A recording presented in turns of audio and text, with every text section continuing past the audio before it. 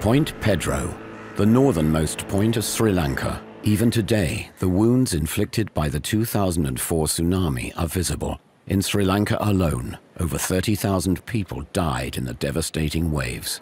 Tsunami is now part of the regular school curricula, like here at the Alvai North School, where German donors financed the construction of 2 new classrooms.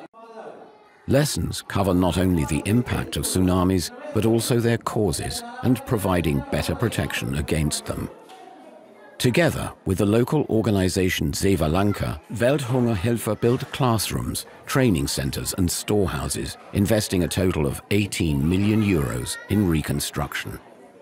Kulasingam Thaskumar's family received a fishing boat and nets as livelihood support. The distribution of the boats was organized by the local fisheries cooperative, which knew the needs of the people best. It was actually my father who received the boat, he explains, but now he's too old. Now I go out in the boat fishing every day. It has never broken down. Of course, the engine needs regular maintenance, but that's normal. The fact that the boat is still in use after so many years shows how well long-term aid works when implemented in cooperation with local partner organizations. And the same is true of the around 500 houses that were constructed with Welthungerhilfe funds in the aftermath of the tsunami. For example, the house where Kulasingam lives with his sister. With her own money, she later built on a kitchen, lovingly decorated the walls inside. Individual initiatives documenting the people's appreciation of the aid given. From the very beginning, we organized the reconstruction in close cooperation as partners, emphasizes Annet Royce from Sevalanka. Welthungerhilfe provided, above all, the financial and technical support. As a national organization, Sevalanka added its experience in the coordination with the authorities and with the local communities. Robert Vinson too lost his house and boat in 2004. Even today, he sometimes returns to what remains of what once was his home. He has a photo to show what the tsunami left of his home. When the wave hit, my wife was standing in the kitchen, he remembers. Our children were playing in the doorway. They were all swept away by the floodwaters. That was the most tragic day of my life.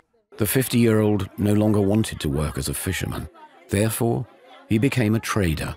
Now he buys fish from the auction hall and sells it further inland.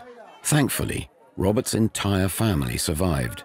The first 45 days they lived in a tent. The next 1.5 years in a temporary shelter, as rebuilding on their old property so near to the sea was no longer permitted. After finding a small piece of land away from the ocean, construction of his permanent house began. In 2006, the family moved in. I'm not a craftsman, explains Robert Vinson, but I did the best I could helping with the construction. Sevalanka even involved us in the design stage. It's a solid house. So far, I've only had to repaint it once. I love to see the families living happily in their homes after all those years, says Annet Royce. For me, the whole reconstruction process was a wonderful experience of international cooperation, the success of which can still be felt today. Like Kulasingam, returning the next day from his fishing to Point Pedro, where the people live from the ocean and have learnt to face its dangers.